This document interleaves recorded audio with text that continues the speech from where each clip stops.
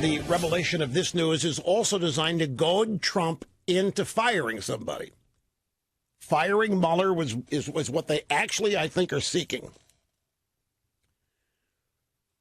They want Trump to do something after which they can go get him because they haven't found anything yet to get him.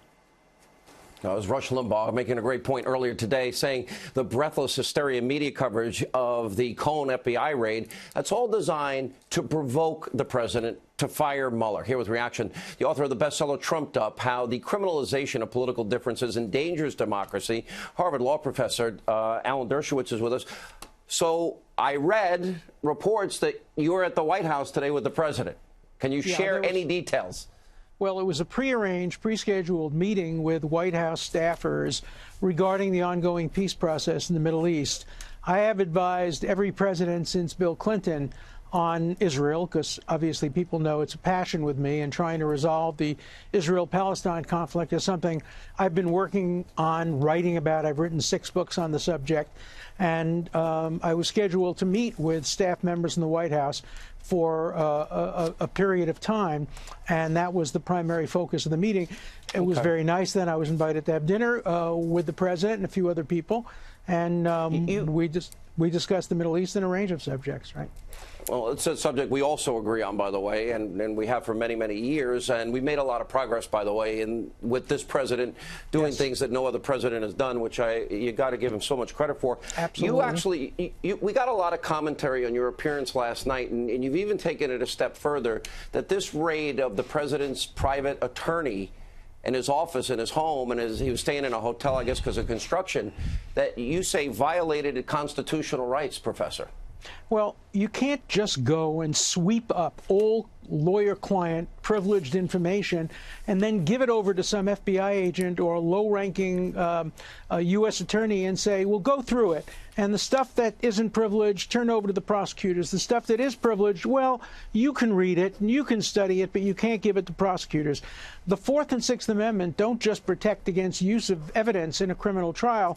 They protect privacy. Imagine if instead of going into lawyer-client privilege, they tape recorded a person's confession to his priest or rabbi, or went into somebody's home and recorded conversations with his wife, or conversations between a doctor and a patient. The lawyer-client privilege is as sacrosanct as that, and there has to be a very, very good reason before any prosecutor should have a right to look at any such material. You said that where are America's civil libertarians on this? Because it is such a violation.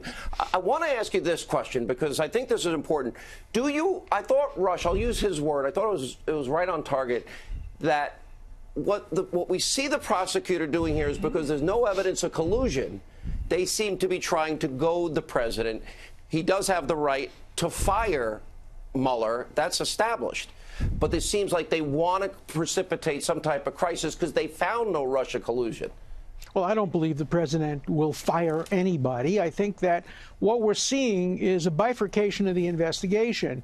I think Mueller has now acknowledged that he doesn't have the authority to look into Mr. Donald Trump's pre-presidential activities, and so he's filtered that off and given that to the Southern District of New York, which is now going to investigate those aspects because apparently they couldn't find anything substantial when it comes to the president's exercise of his Article II authority. The president had the right to fire Comey. He had the right to determine what was to be investigated. He would have the right to pardon, though I don't think it would be a wise thing to do at this time. But they're now moving some of the case over to the Southern District to look into some other matters regarding his lawyer, his private activities, some negotiated settlements. That seems like a subterfuge by which Mueller doesn't have the authority, so he gives it to somebody else, gives them the information. It's like laundering information to another prosecutorial authority.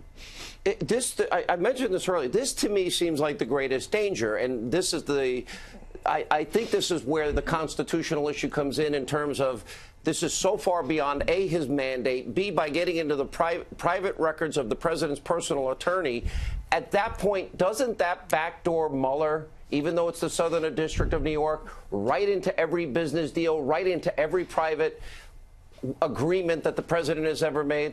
He's trying to have it both ways. He's trying to say, look, I'm not looking into this, but I'm just giving the material over to the Southern District for them to look into it. But the Southern District never would have gotten the material but for the fact that Mueller investigated and discovered some of this material. And, you know, it's a dangerous thing to start intruding into lawyers' offices. It will make it much harder for people to trust their lawyers, their doctors, their priests, their spouses, when people will say, look, even the president's most confidential communications with his lawyer can now be searched just based on probable cause, which is a very, very low standard. I think there'll be great distrust of relationships that are very important to American society, confidential relationships between a priest and a penitent and a doctor and a patient and a lawyer and a client. That's not a good day for democracy.